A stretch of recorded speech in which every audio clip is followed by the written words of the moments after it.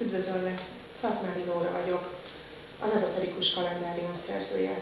Szeretném neked bemutatni a kalendáriumot és az abban rejlő lehetőségeket. Az Illia Kiadó és az ezoterikus.hu közös szerzeményével áll szemben. Nézzük, hogy mi van benne. Ha belelapozunk a 2011-es kalendáriumba, láthatjuk, hogy a hagyományos határidőnapló funkciókkal is rendelkezik ez a könyv. Személyes adatok, hasznos és személyes telefonszámok, 2011-es és 2012-es összesített naptár, ciklusnaptár és kínai fogantatási naptár.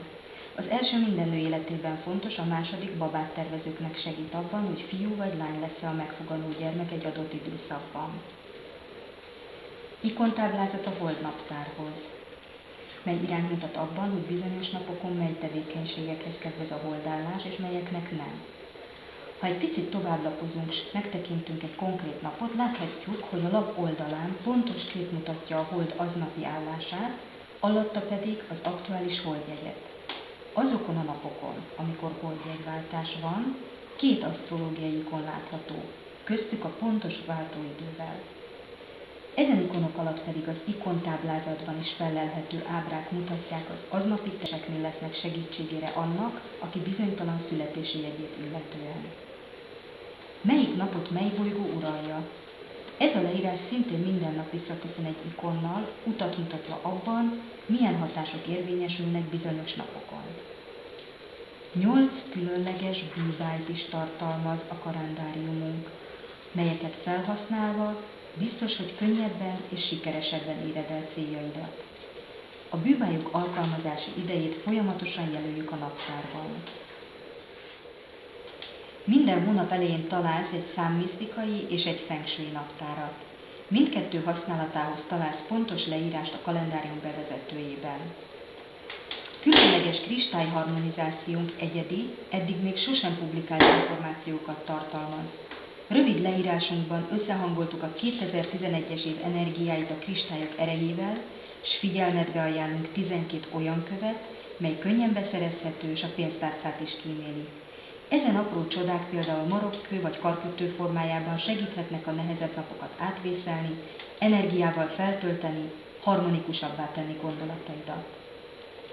Érdemes megemlíteni, hogy a mai napig, azaz december 5-éig már majdnem 100 fő rendelt kristálycsomagot. Tartod te is közéjük. Neked is szívesen összeállítjuk saját, egyedi kristálypakkodat. Minden hónapot megelőzően egy komoly szakmai alapokon nyugvó asztrológiai előrejelzést találsz, mely pontosan vezeti le a havi legfontosabb bolygómozgásokat, valamint jegyek szerint is ad rövid útmutatót. Ugyanitt megtalálod, hogy az adott hónapban mikor lesz pontos telihold és újhold.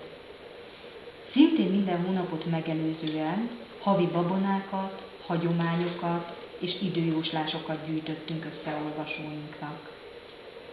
Szatmári Judit Bella sorselemző Nóra kérésére havi taró bölcsességekkel lepi meg a naptár tulajdonosait.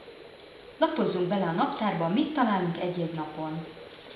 A hagyományos naptárfunkciók mellett minden napot egy az adott naphoz tartozó információval láttunk el.